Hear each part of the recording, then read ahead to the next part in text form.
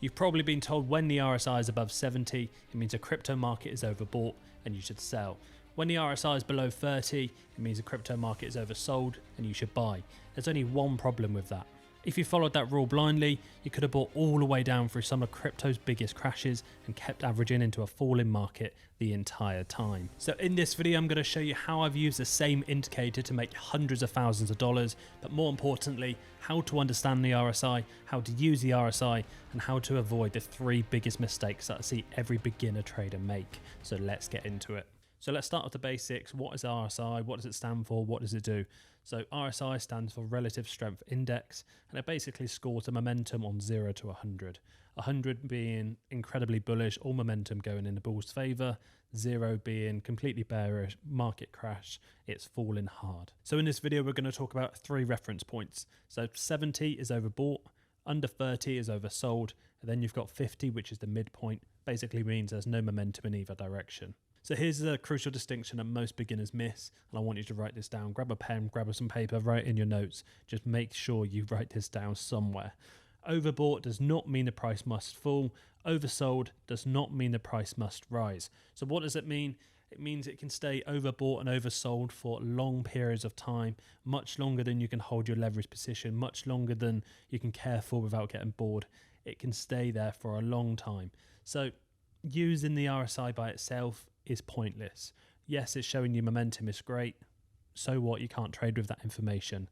So let's move on to mistake number 1 that I see almost every single beginner trader make.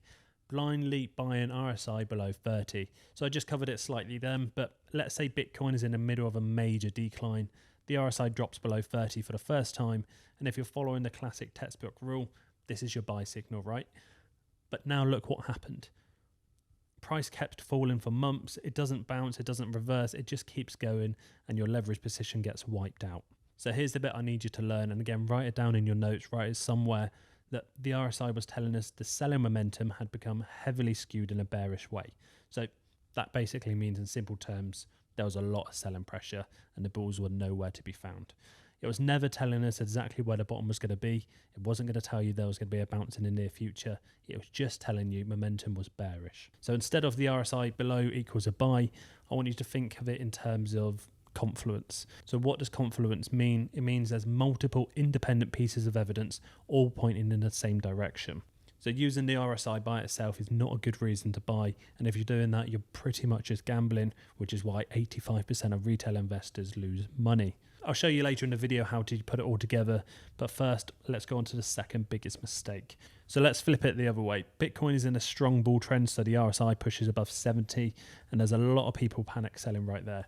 Convinced it has to be the top, convinced it's going to reverse, convinced it's a local top.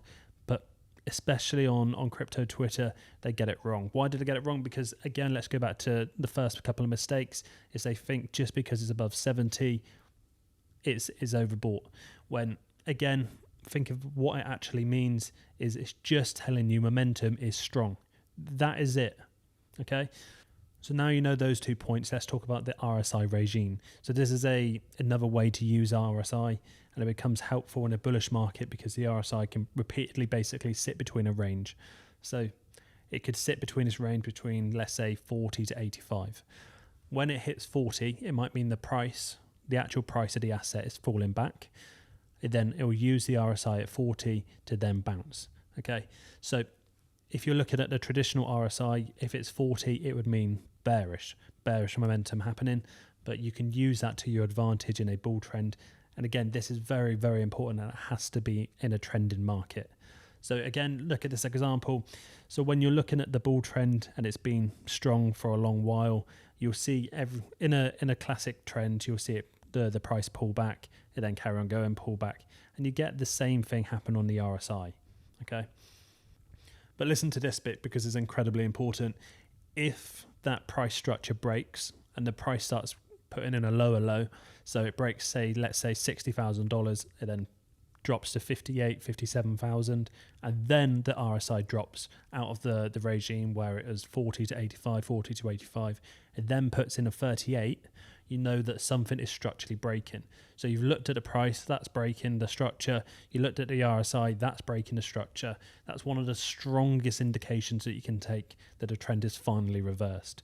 Again, you can't look at the price structure by itself, you can't look at RSI by itself, but put it together and you've got an incredible setup.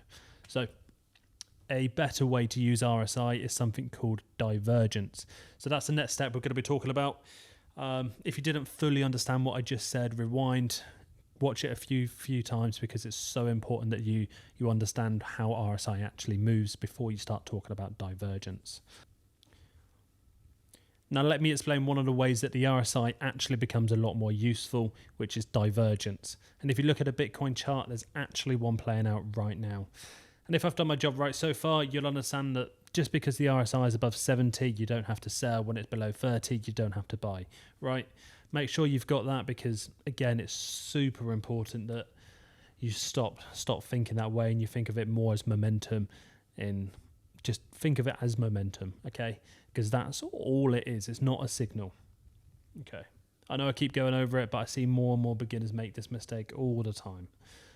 So let's look at what happens when the RSI momentum actually starts disagreeing with what we're seeing in the price. Bullish divergence is when the price is making a lower low, but the RSI makes a higher low. Price is still falling, but the momentum behind that fall is actually easing off. And I'll show you an example of that in a moment. And then we've got a bearish divergence, which is exactly the same, but just flipped. Bearish divergence is the mirror image, so price pushes to a higher high, but the RSI makes a lower high.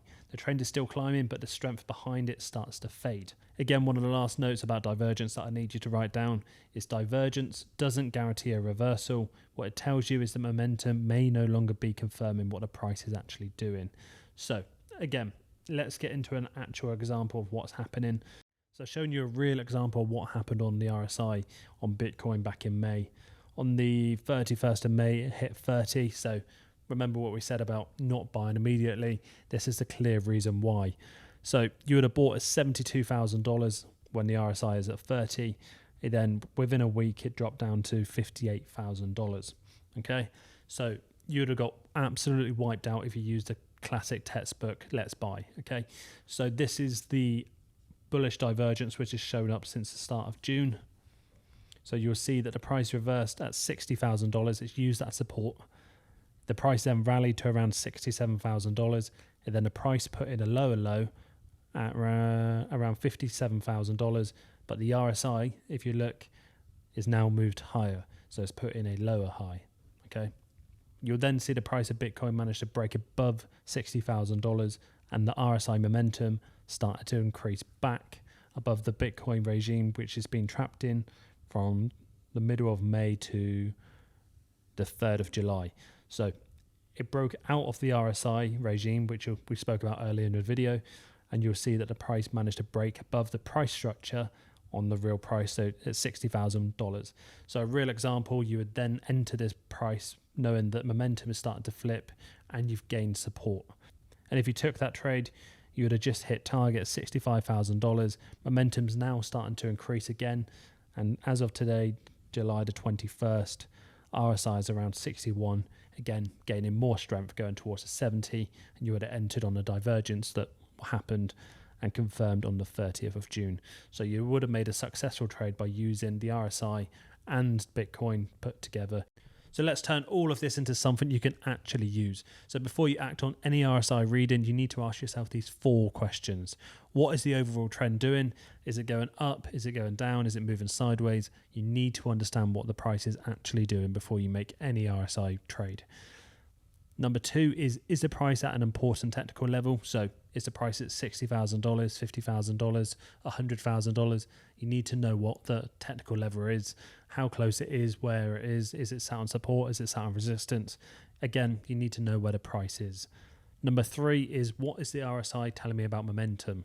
Is the RSI telling you you've got bullish momentum, bearish momentum? Are you seeing divergences in place? Again, look at what the RSI is telling you. Is the price itself confirming the idea? So let's run through a hypothetical setup using all 4. Bitcoin approaches an established support level, let's say $60,000. The RSI drops to the oversold territory like we can see here. The bullish divergence starts developing underneath, again, like you can see here. Then the price reclaims a local level at 61,500, confirming the idea. You could then use that information. The price is now confirmed to hold in support, while the RSI has also confirmed a bullish momentum coming back, or at the very least, bearish momentum is very, very weak.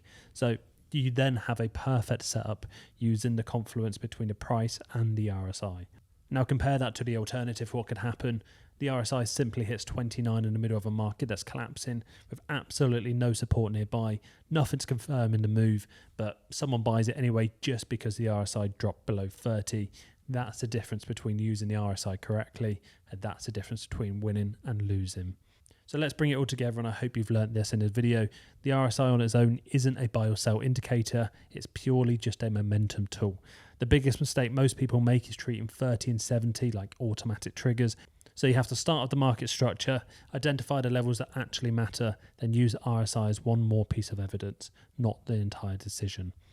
And misusing indicators is one reason why traders consistently lose money. In the next video, I'm breaking down 5 of the biggest mistakes that cause people to bleed capital into crypto, including one that can destroy genuinely quite a good strategy, even when your analysis is completely right.